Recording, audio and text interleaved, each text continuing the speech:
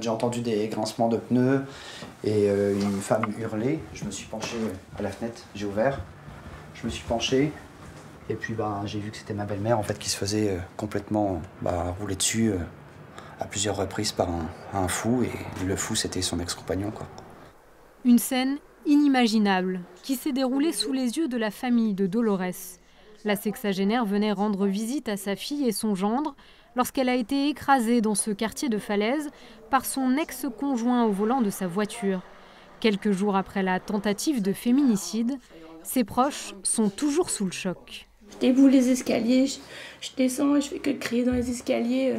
Il a écrasé maman, maman, maman. Et j'arrive et elle a la tête en sang et elle est au sol. Il y a déjà des gens près d'elle, mais je fais que de répéter que je veux pas la perdre.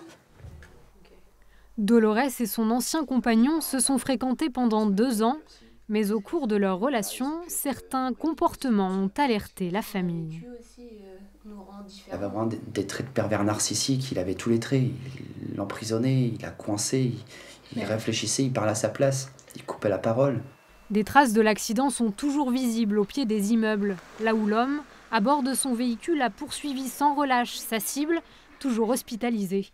Le procureur de la République de Caen confirme que l'homme a été mis en examen pour tentative de meurtre par conjoint et placé en détention provisoire.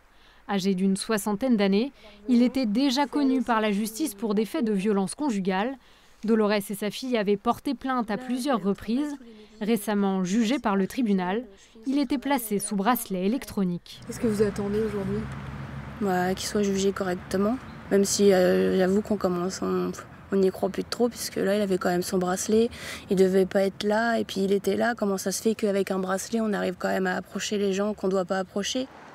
À ce sujet, ni le parquet ni la gendarmerie nationale ne souhaitent réagir.